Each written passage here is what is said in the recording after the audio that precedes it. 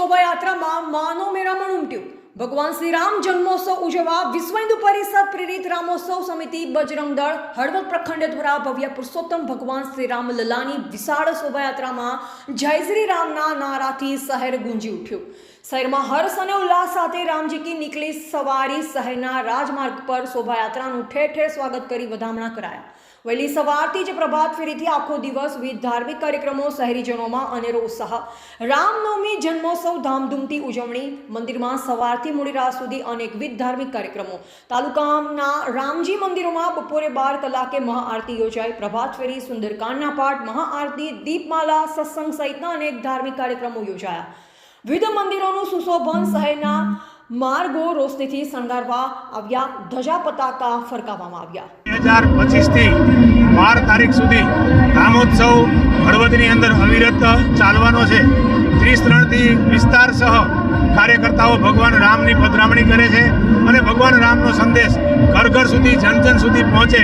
ભગવાન રામના જે આદર્શ જીવન ચરિત્ર છે તે જીવન ચરિત્ર ઘર ઘર સુધી પહોંચે, જન જન સુધી પહોંચે એવા પ્રયત્ન કાર્યકર્તાઓ દ્વારા કરવામાં આવ્યા છે। આજે 43 ડિગ્રી ગરમીમાં બપોરે 3:30 કલાકે હજારોની જનમેદની હળવદના મુખ્ય માર્ગો પર ઉમટી પડી છે અને હળવદ રામમય બની અને ભગવાન રામના વિચારો લઈ અને પાવન થઈ રહ્યા છે।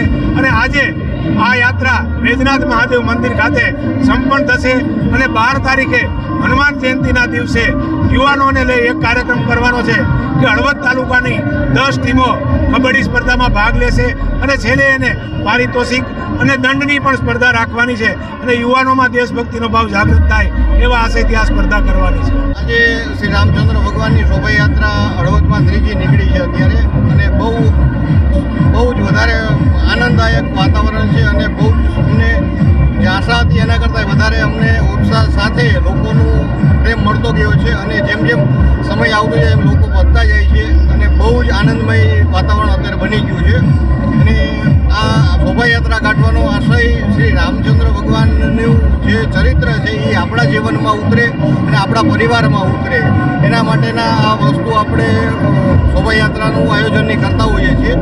મારા માટે તો ખાસ આજનો દિવસ મારી લાઈફનો સૌથી ઇમ્પોર્ટન્ટ દિવસ બની ગયો છે અને હું માનું છું કે બધા જ હળવદ પ્રેમી મતલબ જનતા, હળવદની ધર્મપ્રેમી જનતા માટે, દરેક માટે આ દિવસ એકદમ અલગ જ દિવસ છે।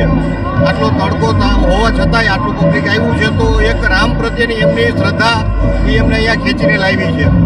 અને બીજું કે હમણાં હનુમાન જયંતિના દિવસે શ્રી કબડ્ડીનું પણ આયોજન કરવાનું છે તો ત્યારે પણ લોકો વધારે લોકો આમાં ભાગ લે।